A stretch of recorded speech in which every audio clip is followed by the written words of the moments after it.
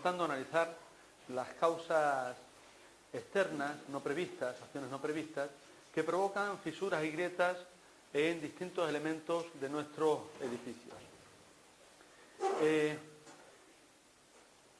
Tenemos todo un conjunto de fisuras y grietas en nuestros edificios cuya causa es de origen higrotérmico. Tenemos con frecuencia roturas de elementos de nuestros edificios por dilataciones térmicas. Además, se corresponden con un conjunto de roturas que muchas veces nos da muchos quebraderos de cabeza y son de difícil reparación. Porque la causa está precisamente en la propia lógica del edificio, y es que el edificio está resuelto con un sistema estructural y un sistema de envolvente que están sometidos a las acciones térmicas que según las zonas pueden ser relativamente severas, con un gran intervalo a lo largo del día en cambio de temperatura. Podemos estar hablando a lo mejor en muchas zonas, yo no conozco Mar del Plata lo suficiente, pero fácilmente en el interior tengamos cambios, oscilaciones de 25 grados incluso en un mismo día, entre una mínima y una máxima. Las zonas de clima continental en general tienen ese tipo de oscilaciones, ¿no? No en las partes norte cerca del trópico, pero seguramente a esta altura, más o menos, por comparación con la distancia al Ecuador, podríamos hablar de cambios térmicos relativamente importantes. Quizás aquí cerca del mar son más suaves, pero en cuanto entramos en interior, seguro que 20-25 grados de cambio tenemos. Entonces, según sea de importante o de intenso el soleamiento, podemos tener ahí, en la suma de cambio térmico y soleamiento, la causa que hace que nuestras envolventes rígidas, envolventes pesadas, de las que estamos hablando, no siempre funcionan de acuerdo con la estructura. Vamos a ver algunas que se producen. Ven ustedes esa fisura vertical y que se produce con frecuencia en las partes que, estando expuestas, tienen mayor fragilidad, menor resistencia. Claro, los pretiles y los antepechos son precisamente partes en las que resulta vulnerable a la dilatación térmica. También hay que decir una cosa que me parece interesante, y es que con frecuencia la fisura por dilatación térmica, ahora veremos más, empieza siendo una microfisura que existe casi desde la vida joven del edificio. Y es el paso del tiempo y la acción de la humedad entrando y saliendo de la fisura la que hace que esa fisura se transforme en algo llamativo o visible. Entonces, eso vamos a observar algunos casos en los que efectivamente se produce esa situación. Cambiamos de...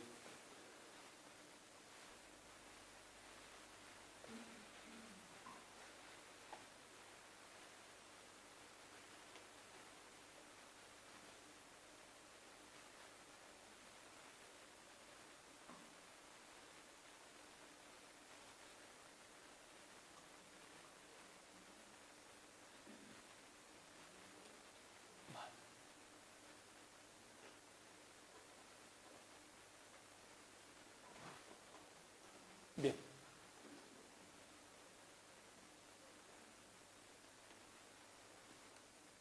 Junto con las fisuras que tienen su origen en el comportamiento térmico de los edificios, tenemos también las que llamamos fisuras de retracción.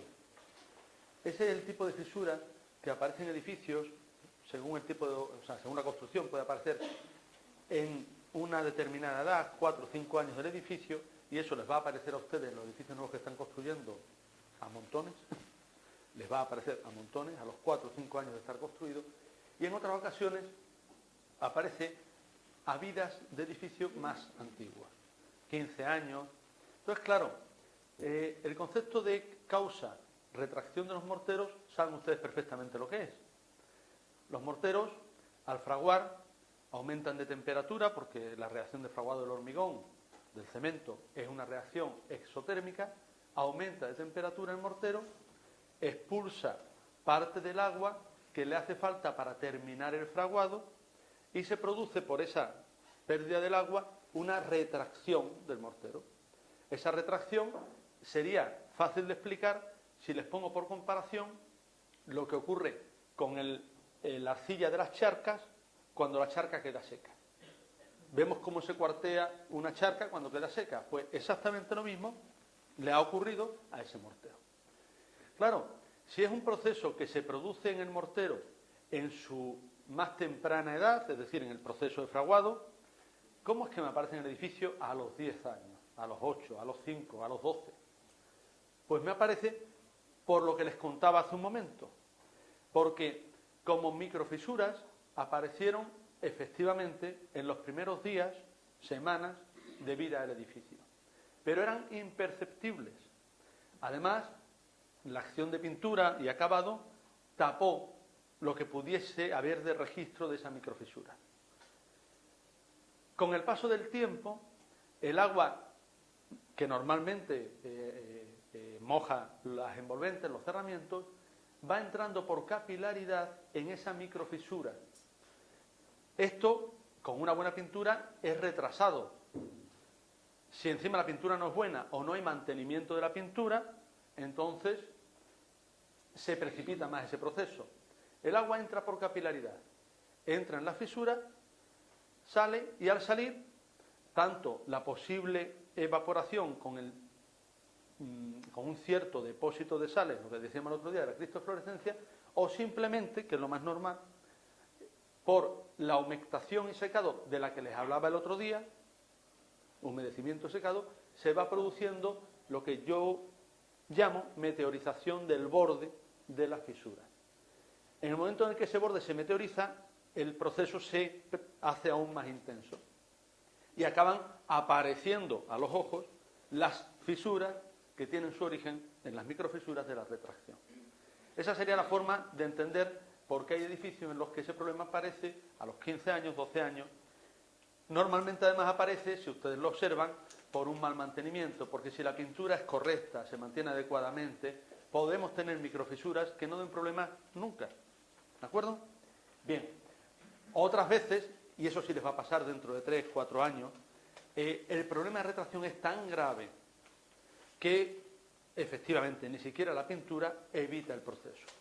Con los morteros que se están aplicando en una construcción que se está llevando en términos de boom inmobiliario muy rápido, con aditivos a los morteros de cemento para evitar su fraguado rápido, para hacer que la vida del mortero sea de media mañana o de todo el día, ese tipo de aditivos normalmente facilita más los comportamientos extraños de los que les estoy hablando.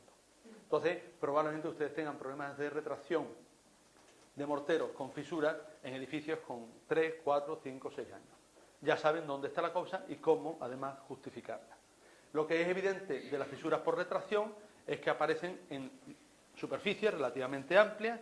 No tiene por qué aparecer en todo el edificio, ni siquiera en toda la pared, porque no se hizo con el mismo mortero todo el paño de pared. Y esto va asociado a la calidad del mortero. Luego puede aparecer en unas zonas y en otras no. Pero lo que sí está claro es que no es algo puntual, sino que tiene que ser algo extendido en la casa. No tiene ninguna importancia, evidentemente, y se trata simplemente, una vez descubierta la causa, de una buena limpieza y la reposición a través de pinturas. Solo si hay un gran deterioro de las fisuras puede merecer la pena abrirlas y sanearlas para rejuntarlas con algún compuesto. Si nos da tiempo a ver reparaciones, les daré detalles concretos. ¿Vale? Bien. ¿Cómo se identifican?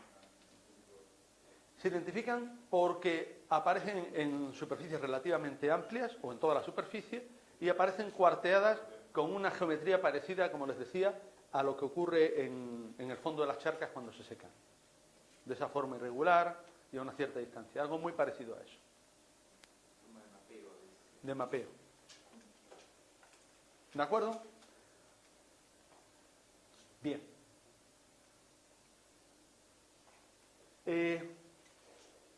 ¿Qué ocurre también? Me interesa esta foto porque a veces las fisuras de retracción tienen un trazado que pueden confundir. Claro, La retracción en el mortero se produce de forma generalizada, pero de forma generalizada en paños de superficie homogénea. Si yo tengo en un paño de superficie homogénea un conjunto de ventanas muy próximas entre sí, probablemente la retracción en esas zonas haya sido más intensa que en el resto. Entonces podemos tener unos comportamientos relativamente diferenciados en las zonas de huecos de ventanas.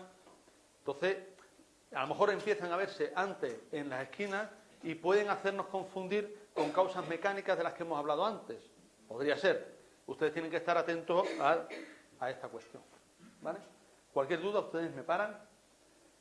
Bien. Como efectivamente comentábamos el otro día, normalmente no están solas las causas y las patologías se superponen. El profesor Lelis me lo recordaba al salir el otro día del aula, que conviene insistir con frecuencia en esa superposición de causas, donde podemos tener, junto a un problema de un cierto retracción de los morteros, un pronunciamiento en las zonas, por ejemplo, donde las dilataciones térmicas son mayores. Les pongo un ejemplo. Yo tengo todo un mortero con microfisuras, consecuencia de la retracción. Pero ese mortero está en una pared que, por supuesto, está afectada por los cambios por dilatación térmica. ¿Dónde se van a superponer los efectos? Pues se superpondrán más los efectos sobre la zona en la que hay fisuras por retracción que sobre otras.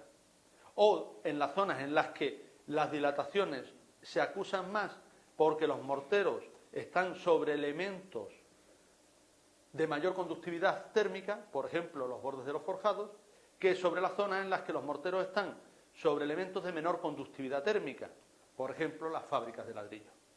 Entonces, tenemos la superposición de un problema de fisuras por retracción con la dilatación que es mayor en una zona donde los morteros van sobre elementos que, al tener mayor conductividad térmica, suben más de temperatura porque captan mayor energía solar y sube la temperatura, por ejemplo, las masas macizas de hormigón, pilares, bordes de forjado, que sobre las fábricas de cerámica.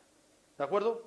Esas cuestiones, a veces, claro, en este caso además, por ejemplo, se da la circunstancia de que hay un proceso de vertido por baldeo del agua interior y riego de las macetas de dentro que arroja sales en el agua de baldeo que encuentra en las fisuras un punto de escape y vertido y eflorescencia. Entonces, todavía se hace más complejo en principio porque se suman ya tres efectos: retracción, dilatación y esta accidentalidad del agua con fisura y retracción. Bien. Bueno, hay situaciones, este fue un caso muy interesante que desarrollamos en Almería, en el que se superponían dos efectos. Uno, de dilatación de grandes paños de fábrica de bloques de mortero, se llama así, bloques de hormigón los llaman así, de bloques de hormigón con una estructura metálica. Había problemas de dilatación por falta de junta de dilatación, pero además se había producido un terremoto que había generado una desestabilización determinada de ciertos paños de la fábrica. El terremoto, en paños que no estaban bien anclados, había provocado una deformación que quedó permanente, superó el límite elástico de las propias fábricas. Claro, las fábricas tienen límites elásticos muy bajos. Entonces, el terremoto provocó un desplazamiento de la fábrica que quedó permanente. Entonces, cuando tú llegas al edificio y dices, a ver, ¿qué pasa en este edificio? Hay fisuras, pero hay un desplazamiento. Es un problema de dilatación, pero este desplazamiento, es decir, hasta que no se empiezan a ir distinguiendo a base de reconstruir con información previa la vida del edificio, no encuentran la clave para distinguir un elemental problema de falta de juntas de dilatación de una situación puntual, concreta, que fue un terremoto que hizo que un hastial se desplazase sin retorno. Y quedó con una deformación permanente pues de aproximadamente unos 6 centímetros en 7 metros de altura. 6-7 metros de altura. ¿Vale? Bien. Todo esto debe servir para que tengamos argumentos a la hora de presentar a nuestros encargantes y a la sociedad que los estudios sobre el estado de los edificios exigen un rigor, un método, unos medios auxiliares, un trabajo técnico, un conocimiento que les habilita como arquitectos por encima de cualquier otro técnico. ¿De acuerdo? Bien. Efectivamente, vienen estos dibujos también tomados directamente de la bibliografía a demostrarles cómo las acciones perpendiculares a las fábricas, y además no en el mismo plano, sino perpendiculares a la fábrica en planos perpendiculares a la fábrica, que no es lo mismo, son las acciones cuyo efecto de corrección es más difícil y que provocan todo el conjunto de alabeos y deformaciones. El sismo es una acción que en este caso se manifestó en las paredes que eran perpendiculares a la oscilación sísmica. Las que, si la oscilación sísmica fue en este sentido, las paredes que iban aquí acompañaron, y lo que ocurrió es que esas grietas que estaban por problemas de dilatación tuvieron en algún caso algún efecto de pronunciamiento mayor. Ahora, las paredes que estaban aquí, en el desplazamiento, se vieron, por su propia gravedad y como es el sismo, solicitadas, como se ve ahí, perpendicularmente al plano. Y ahí es donde los materiales rígidos tienen un comportamiento normalmente insuficiente desde el punto de vista elástico. ¿De acuerdo? Claro, las acciones horizontales en edificación son o el viento o el sismo. Puede haber acciones horizontales por empujes de elementos estructurales, pero en términos generales son el viento o el sismo. ¿De acuerdo? Bien, aquí ¿qué tenemos? Tenemos también el resultado de una acción, en este caso la dilatación térmica del contrapiso de cubierta, que ya hemos tratado aquí, que ya hemos visto. ¿De acuerdo? Igual que en este otro caso, que ya lo hemos comentado. ¿Alguna duda sobre lo que estamos viendo? ¿No? Bien. Bien, aquí me gustaría tener más tiempo para explicarles un sencillo cálculo. Un sencillo cálculo que nos permite efectivamente ver en qué momento se están produciendo desplazamientos superiores, simplemente por dilatación térmica, a la capacidad, al coeficiente de elasticidad del material. ¿De acuerdo? Y que puede venir muy bien cuando hay que documentarlo. Podemos intuir que efectivamente esas fisuras se producen por dilatación térmica, pero cuando hay que documentarlo puede venir muy bien hacer referencia a esta pequeña lógica de cálculo. En la bibliografía que les he dado aparece. Y este es otro tipo muy llamativo, y por eso aparece en el final de esta parte de la exposición, que es una explosión de bombona de gas en un edificio en Cádiz. La explosión, como ustedes saben, significa una onda expansiva que encuentra, lógicamente, en el punto central del cerramiento el punto más débil para hacerlo estallar. ¿De acuerdo? Muy bien. Fíjense, curiosamente, cómo aquí echó una gran ayuda la pequeña carpintería para evitar la caída del paño al suelo. ¿Cómo ayudó la pequeña carpintería para evitar que cayese el paño al suelo? ¿Alguna duda? ¿Vamos bien? Bien. Les apuré un poquito en el café porque merecía la pena hacer el esfuerzo ahora que luego apurar. Bueno, empezamos aquí con procedimientos para reparar. En los procedimientos de reparación vamos a pasar muy rápido. Vamos a ver, en algunos nos vamos a detener un poquito más para contar la lógica de la reparación, pero si nos parásemos en esto no veríamos nada de la identificación de lesiones contra, digamos, la impermeabilidad de las envolventes. Y me gustaría ver eso, y me gustaría entrar también en el tema de los revestimientos, de daños en los revestimientos. Entonces, miren, en las intervenciones para recuperar la estabilidad, mejor dicho, en las intervenciones de lesiones que afectan a la estabilidad de las fábricas, tenemos claramente que distinguir entre las que son estructurales y las que no lo son. Y dentro de las que son estructurales, ver qué lesiones disminuyen su capacidad portante y cuáles no la disminuyen. Y me explico.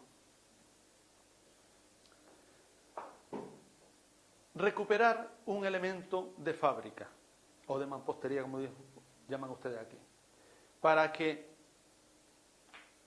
recupere la uniformidad de la traba que se ha roto por una grieta de mayor o menor entidad, es muy difícil.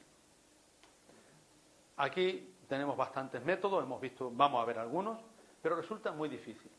En general, costoso. Y además, incierto, de resultado incierto. Bien, asumiendo eso, antes de empeñarnos en recuperar la estabilidad, la unidad metálica, mecánica de lo roto, tenemos que valorar si efectivamente resulta imprescindible. Entonces, para empezar, en las zonas donde no hay riesgo sísmico, ninguno, no hay actividad sísmica, que no sé si es aquí, no hay ninguna. Ya hemos perdido la necesidad de dar respuesta a todos los movimientos horizontales, salvo el viento, que exigen arriostramiento. ¿De acuerdo? En las zonas sísmicas el tema es distinto. Si no hay sismo, no hay acciones horizontales. Si no hay acciones horizontales, la función de arriostramiento pasa a ser relativamente secundaria. Entonces, las paredes que soportan cargas tienen, por un lado, que soportar cargas verticales y, por otro lado, que arriostrar contra esfuerzos horizontales. Las cargas verticales se transmiten por gravedad y la fábrica, aunque tenga una grieta, si esto olvídense de la ventana, aunque tenga una grieta, sigue funcionando por gravedad. Como mucho, puedo preocuparme de rellenar con alguna masa la grieta solo para que se transmita la gravedad entre la parte de arriba y la parte de abajo. Pero ya está. Porque la gravedad va a seguir transmitiéndose. Y si se transmite y no hay esfuerzos horizontales, esa fábrica, aunque esté rota, funciona mecánicamente de la misma forma. Claro, esto así dicho parece una temeridad. Dice, anda, ha venido el gallego a decirnos que no hay que arreglar las fábricas. No. No. Es decir, esto lo único que pretende es hacerles ver, primero, que a veces exageramos la entidad de la intervención para recuperar un monolitismo estructural que en la mayoría de los casos es incierto. No voy a decir imposible, pero incierto. Entonces, eso no lo podemos hacer con la frivolidad de que todas las fisuras hay que recuperarlas, no. Entonces, en principio, distinguir eso. Luego sí hay que resolver adecuadamente, sobre todo para dar confortabilidad en términos de habitabilidad y de estética, sí hay que hacer esfuerzos para que una fisura cuya causa ya se ha corregido no aparezca y desaparezca caprichosamente cuando no.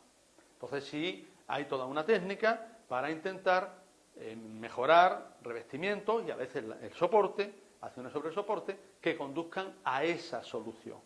¿De acuerdo? Bien. Evidentemente, en general, la primera cuestión evidente es identificar la causa y parar la causa activa. Si era un cimiento, si era una viga, parar la causa activa. Una vez que la causa activa se ha estabilizado, ya sabemos que eso no va a producir mayores roturas y que ahora hay que recomponer, en los términos que resulte necesario, la fábrica, con lo que hemos dicho antes. Eso pasa siempre por hacer un análisis de cómo se ha producido la actividad, lo que ya hemos comentado antes. Aquí hay información. Cuando ustedes ponen testigos, los testigos evidentemente están hechos para seguirlos, no para colocarlos y olvidarse. Entonces, como están hechos para seguirlos, hay que ser relativamente ordenado y generar unas tablas donde la frecuencia de mediciones y comprobaciones del testigo resulte evidente. Si ustedes le dedican un poco de tiempo, pueden entender perfectamente la causa que llevó ese movimiento y por qué se ha paralizado. Y comprobar la paralización de la causa es fundamental. A veces una intervención, por las ganas que tenemos de terminarla, resulta que no nos permite comprobar que efectivamente hemos estabilizado adecuadamente la causa. Y ahora resulta que al poco tiempo aparecen fisuras, las mismas u otras, porque la causa estaba solo parcialmente desactivada. Ahí ya empezamos los arquitectos a tener problemas, ¿vale? Entonces, no les voy a hablar nada de las actuaciones auxiliares, ya les han dado hoy el tema de apeos, protecciones, seguridad y salud, todo eso, por ir adelante. Y sí les voy a comentar, en términos muy generales, cuáles son las soluciones, en términos muy generales, y sobre ese cuadro, cuáles son las soluciones de reparación, ¿vale? Yo creo que con este cuadro podemos tener una idea general de cuál es la intervención, y aunque me gustaría mucho darles el detalle de todos los ejemplos, podemos ir adelante. Vamos a ver. Ahí tenemos, en actuación previa, eliminar la causa, garantizar la estabilidad de los paramentos, la seguridad de las personas y disponer los medios de acceso. Eso es lo evidente. Vamos más allá sobre los medios de reparación. El vendaje. ¿En qué consiste el vendaje? Bueno, el vendaje actúa sobre la cara, la capa superficial de la envolvente. Revestimientos. Revestimientos, aunque los vendajes se consolidan sobre el soporte, no sobre el revestimiento. Pero realmente viene a reponer la función del revestimiento. El objetivo del vendaje es reponer la función del revestimiento. Claro, igual que les decía que desde la lógica mecánica hay que perder un poco la angustia por arreglar todas las fisuras y todas las grietas, desde la lógica de la impermeabilidad que veremos luego, es fundamental arreglar las fisuras y, por supuesto, las grietas. Entonces, para corregir la impermeabilidad de la envolvente, del cerramiento, el sistema de vendaje es una buena solución que implicará, en términos generales, desmontar de forma amplia el revestimiento entero, llegar al soporte de la fábrica y sobre la fábrica adherir un elemento que tenga una cierta elasticidad y al mismo tiempo una cierta resistencia a tracción. Eso es fácil para los tejidos. Todos los tejidos tienen resistencia a tracción importante. Sobre ese tejido, en general son poliméricos, pero depende, con una buena adherencia, todo depende de la patente que ustedes usen, tienen ya una superficie sobre la que reponer el revestimiento. Con las precauciones normales de compatibilidad química, limpieza en los procesos, garantizar que el mortero que se añade tiene adherencia con los soportes, extenderse lo suficiente a ambos lados de la grieta, etcétera, el resultado es bueno. Bien, ¿qué es la inyección? La inyección consiste fundamentalmente en introducir normalmente disoluciones poliméricas de resinas en la grieta para generar un elemento que tenga resistencia mecánica de compresión para transmitir los pesos, como les decía antes, y si hiciera falta podemos llegar a hacernos la ilusión de que recompone el monolitismo mecánico a tracción, dentro de la poca tracción que en general las fábricas son capaces de aguantar, ¿vale? Nos permite, entre comillas, generar una ilusión. Sí tiene una ventaja evidentemente, y es que en la medida en la que atraviesa la mayor parte de la sección de la fábrica, depende de cómo se quiera hacer, puede atravesar secciones de hasta 30, 40, 50 centímetros, porque la inyección se produce a través de unos tubitos en los que se introduce a presión el líquido, se puede inyectar en el centro de una fábrica y desde el centro se difunde hacia los bordes. ¿Entienden? ¿Alguna duda sobre la descripción? Bien. Entonces, la inyección sería una solución normalmente cara que nos da la tranquilidad de recomponer relativamente la unidad mecánica de la pieza. ¿Qué productos serían los adecuados para la inyección? Hay toda una familia de productos con distintas patentes, pero que fundamentalmente pues son resinas, sistemas de resinas. Resinas que se aplican en un formato licuado que permite presión a una determinada presión, y eso depende de la patente. ¿De acuerdo? El sistema incluye también el tipo de tubos con el que se inyecta. Son tubos normalmente semirrígidos, no flexibles, pero que admiten una cierta deformación, que se introducen en la fábrica y en los que se van produciendo inyecciones que además a veces se introducen, se hace una inyección y se retiran, y en otros sistemas son tubos que se van desplazando desde dentro hacia afuera para hacer inyecciones repetidas. ¿Vale? El grapado. El grapado, ¿saben en lo que consiste? Fundamentalmente consiste en introducir un elemento de acero que, cogiendo fábrica a la derecha y a la izquierda de la grieta, recompone razonablemente, eso sí que es difícil de creer, la unidad mecánica. Hay unos ciertos cálculos, y si el grapado se hace cuidando los espesores de la caja en la que se coloca la grapa, la sección resistente de la grapa, la dimensión a la que abarca, el cajeado de las patillas, hay unos números que razonablemente te permiten establecer una cierta recomposición de la capacidad atracción. Ahora, ¿cuándo una fábrica normal está solicitada atracción? Si no hay sismo, nunca. ¿Entiendes? Pero bueno, se puede hacer bien, y está muy documentado en la bibliografía. Además, eso está más documentado que lo demás porque es muy antiguo. Los sistemas de grapado son sistemas que los heredamos desde el siglo XIV, XV, XVI, XVII. O sea, tenemos grapados en edificios en Europa que están hechos hace 300 años. ¿De acuerdo? Bien. Aquí es fundamental tener en cuenta o no la actividad sísmica. Esa es la clave. Es cierto que un edificio que esté cuarteado, roto, ante un terremoto puede dar un disgusto enorme, y que otro donde se haya recompuesto de la mejor forma posible no nos dé ese disgusto. Si no hay sismo, de todo esto casi podríamos olvidarlo, ¿vale? En Europa, como hay sismo en muchas zonas, pues es lógico que se haya consolidado a lo largo de los años la práctica constructiva del grapado.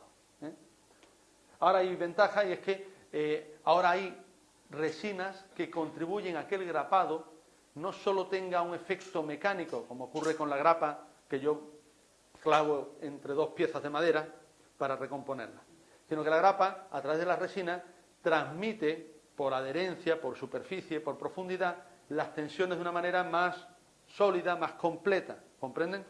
Entonces, esa es una ventaja que ofrece la tecnología, que no la ofrecían en el 17 o en el 18. ¿Vale? Bien. Perdón. ¿Qué son los refuerzos? Los refuerzos es otra cosa. El refuerzo consiste en que a una pared que le falta resistencia, porque hemos aumentado las cargas o porque ha habido un deterioro de los materiales, y la verdad es que falta resistencia a compresión, le recompongo a través de algún mecanismo. Hay uno concreto que consiste en colocar una lámina de mortero rigidizado por una parte con armadura y otra por otra, y le recompongo mayor resistencia mecánica. Igual que los refuerzos de estructuras que han visto ustedes, significa de complementar la sección resistente con materiales bien adheridos y nuevos. Aquí sí resulta fundamental garantizar la traba mecánica, la unión mecánica del refuerzo y de la base. Porque, a diferencia de lo que a veces ocurre en los refuerzos de hormigón, en los que prácticamente se desprecia la capacidad resistente de la pieza que queda, en las fábricas no podemos recurrir a ese desprecio. Entonces, en general, porque si no estaríamos hablando de un tipo de refuerzo de mayor trascendencia, estaríamos hablando de otra cosa. En general, son mejoras que se incorporan asumiendo que la capacidad resistente existe. ¿Se ha quedado reducida al 40%, al 60% o al 70%? Vale, pero existe. Luego la traba es fundamental. ¿Comprenden? Yo voy muy rápido, cualquier duda ustedes me paran y hacemos esto un poco más divertido si están ustedes cansados. ¿Qué es la consolidación? No es lo mismo que refuerzo. La consolidación, que por otra parte es una práctica muy cara, es algo que se hace solo en restauración de patrimonio cuando tengo fábricas que por su antigüedad han perdido la capacidad mecánica y no puedo recurrir a sistemas de refuerzo. Yo tengo unos muros combinados de tierra y piedra, de ladrillo y piedra o de ladrillo y tierra, y no puedo ocultar esos muros, esas fábricas, y las tengo que reforzar inyectando dentro de la fábrica, en general, sustancias, resinas, que le den mayor fuerza mecánica. Esa es la consolidación. Entro dentro de la fábrica e inyecto productos que se difunden y que recomponen mayor fuerza mecánica. ¿De acuerdo? ¿Y qué diferencia hay con la inyección? La inyección era algo previsto para una fisura. La consolidación entra dentro de la masa en general de la fábrica. Y se va introduciendo, la consolidación se aplica en agujeros que están sobre una trama. Es decir, si yo tengo que recomponer todo ese rectángulo de fábrica, pues a lo mejor cada 50, 60 centímetros, cada 80, tengo que introducir un elemento que en un entorno próximo va a mejorar la capacidad mecánica, difundiendo una sustancia de resina, de tipo rígido, de resistencia mecánica, que hace coherente, por ejemplo, los ladrillos disgregados que vimos el otro día. O que hace coherente una fábrica de tierra contenida entre dos paredes de piedra, de mampostería. ¿Comprenden? ¿Vale? La sustitución, ya saben lo que es. El taqueado, también. El taqueado consiste simplemente en las fábricas de ladrillo visto, cuando ustedes tienen que extraer piezas que se han deteriorado y recomponerlas. O cuando la forma de resolver una fisura consiste en sacar las dos partes del ladrillo que se han roto y meter un ladrillo entero en su caja. Ese es el taqueado. Y luego vienen como fórmulas de contener deformaciones alabeos, el atirantado, que eso sí lo conocen ustedes, consiste en con cables mantener la estabilidad de las fábricas, o los tratamientos superficiales, simplemente de limpieza y consolidación de depósitos. Bueno, serían detalles de cómo llevar adelante los procesos que me encantaría poder explicarles, pero que hoy no vamos a tener tiempo. Cerramos aquí este.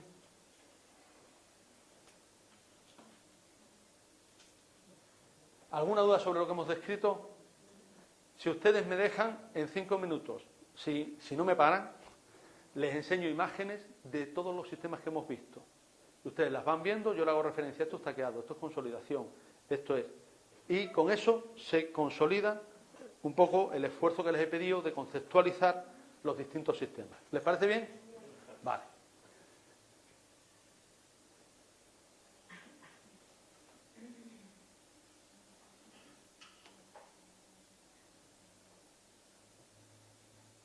Bien. Esta la que hemos visto ya, me parece. Sí, no, perdón. He abierto la que no era. Ah, claro. 2.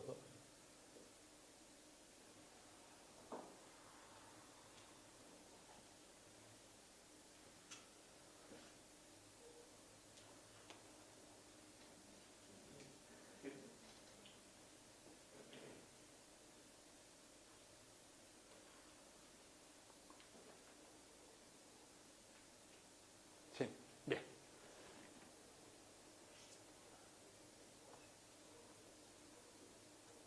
Bien.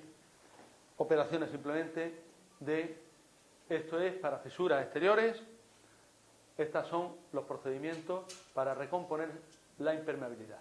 Esto es un sistema de vendaje. ¿Ven cómo queda el efecto? Una fisura en la que se ha aplicado una venda. Ahí vamos a proceder a un sistema también de vendaje. Ahí tenemos otro ejemplo. Ahí vamos a proceder a un sistema de vendaje. Les tengo que advertir una cosa sobre el sistema de vendaje. Perdonen que no se lo haya dicho antes. Las vendas son rígidas. Las vendas, es decir, son telas. pero no son elásticas, porque además van a tener un revestimiento por fuera. Eso, a veces, en vez de ser un arreglo, aumenta el problema porque la venda rompe. Por ejemplo, si las causas son térmicas, cuidado, porque a veces la venda no es una solución. Aplican la venda y vuelve a aparecer la fisura. Entonces, a veces las soluciones para problemas de dilataciones térmicas es rellenar la junta con un mástic, si hay problemas de impermeabilidad. ¿De acuerdo? Con unas sustancias que existen, que o bien incorporadas a las pinturas como capa de protección que oculta la fisura, que no permite la entrada de agua y que admite el cambio de dilatación, o bien entrando dentro de la fisura con una sustancia que sea mástic, que se adhiera, etc. ¿Vale? Elástica. Bien. Miren, ese es un ejemplo de inyección. ¿Ven? Ahí dentro inyectamos. Esos son los tubos por los que se van a introducir las resinas para la fábrica. Inyección. Esta es la lógica de un grapeado. Vamos a ver un ejemplo. Miren ustedes, se limpia todo, se sanea. La lógica se calcula con unos numeritos muy sencillos, las dimensiones de las grapas, etcétera. Y a partir de ahí hacemos cajeado con la radial para introducirlo en el mismo plano de la fábrica. Esas son las grapas en este caso y el resultado final. En este caso sería un caso perfecto para resolverlo por taqueo. Vamos a sacar los ladrillos que estén rotos y a introducirlos, podría ser. Si es que queremos que desaparezca el efecto estético de la rotura, podríamos simplemente inyectar y recompondríamos una cierta capacidad mecánica dentro, pero el efecto estético permanecería.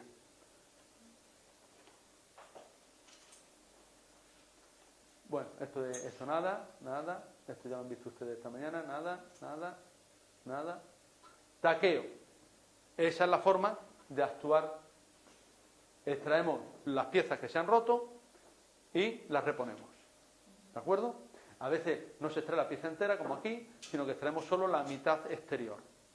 Si hacen el taqueo, no lo hagan solo para colocar piezas con muy poco fondo. Es decir, a veces se ha hecho, se hacen, en vez de quitar toda la pieza, quitamos solo la parte superficial y ponemos una laminita cerámica de 8 milímetros de espesor. No es buena solución, les digo. O sea, tienen muchos problemas de que haya un comportamiento diferencial. Entonces, por lo menos metan ustedes medio ladrillo. Ya que hacen el esfuerzo de taquear, de limpiar, de extraer, metan medio ladrillo. O por lo menos, si no llegan al medio ladrillo, metan lo que allí llamamos una calle entera, que significa más o menos unos 3,5 centímetros de espesor. Más o menos el equivalente a unos casi la altura del ladrillo. ¿De acuerdo? Miren, ahí el efecto, ven la reparación esa aquí en el centro. Esto era una fisura que se ha taqueado. ¿La ven? Lo que podríamos haber hecho en el caso del dintel anterior si lo hubiéramos visto imprescindible. Este es el refuerzo. ¿Ven la lógica del refuerzo? Consiste en recomponer ambas caras con una malla metálica, un material con mayor resistencia y hay que garantizar ahí la adherencia. Y este sería la consolidación. Los espesores tienen que ver, aquí es fundamental admitir las indicaciones del fabricante, porque